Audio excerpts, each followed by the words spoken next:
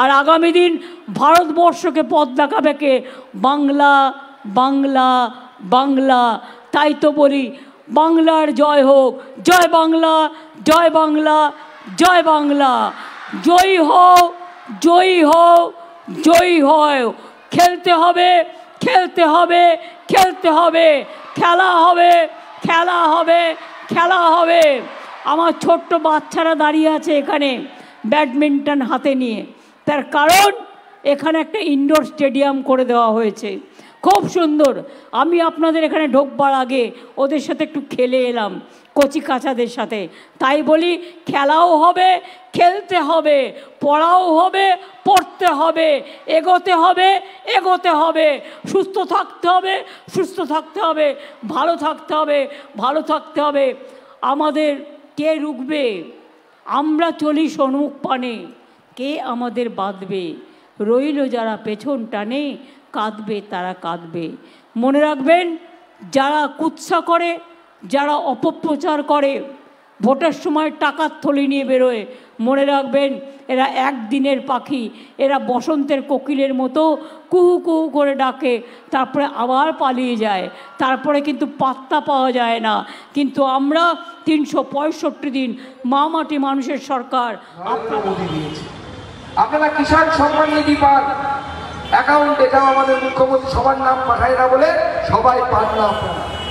আজকে কিষাণ ক্রেডিট কার্ডের মাধ্যমে আপনাদেরকে লোনের ব্যবস্থা করা হয়েছে। যারা কিষাণ ক্রেডিট কার্ড পাননি তারা আমাদের নেতাদের সাথে, ব্যাংকের সাথে যোগাযোগ করবেন, নাবার্ডের সাথে যোগাযোগ করবেন। সব থেকে কম সুদে লোন পাওয়া যায়, 4% সুদে লোন পাওয়া যায় কিষাণ ক্রেডিট কার্ড থেকে। নরেন্দ্র মোদী দেয় আপনাদের জন্য। আমরা জানি না রাজ্য সরকারের অসহযোগিতার জন্য মানুষের কাছে এগুলো পৌঁছই না, এই সমস্ত প্রকল্প রাজ্য সরকার যেহেতু অসহযোগিতা করে।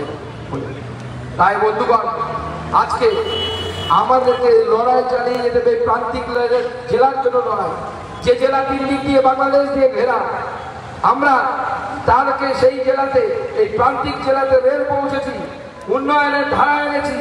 বালুরঘাট থেকে গাজল পর্যন্ত, হিলি থেকে গাজল পর্যন্ত যে রাস্তা, তার জন্য 1300 কোটি টাকা স্যাংশন করিয়েছি। বুনিয়াদপুরে দ্বিতীয় প্ল্যাটফর্ম করিয়েছি, ফ্লাইওভার ব্রিজ করিয়েছি বুনিয়াদপুরে। এই প্ল্যাটফর্ম থেকে ওই প্ল্যাটফর্ম যাওয়ার জন্য 14 কোটি টাকা রেল স্যাংশন করেছে। বালুরঘাট থেকে 1 লাখি পর্যন্ত ইলেকট্রিফিকেশন, এখন ইলেকট্রিকের ট্রেন চলে, আগে ডিজেলের ট্রেন চলতো আমাদের এই জেলাতে।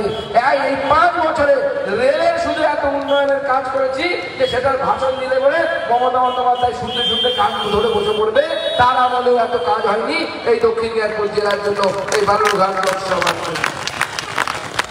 তাই বন্ধুগণ, এই লড়াই নরেন্দ্র মোদীর লড়াই। আমরা নরেন্দ্র মোদীর ভক্ত। আজকে নরেন্দ্র মোদী এত জিনিস পাঠাচ্ছে বলে আমরা দিতে পারছি। সে হুইল চেয়ার হোক, আমাদের দিদিদেরকে সেলাই মেশিন হোক, বা সোলার লাইট হোক, আবার আমরা স্যাংশন করাচ্ছি। আবার গ্রামে গ্রামে সোলার লাইট আপনাদেরকে দেওয়ার ব্যবস্থা করবো। এর আগেও দিয়েছি, আবার এগুলো সব সিএসআর ফান্ড থেকে।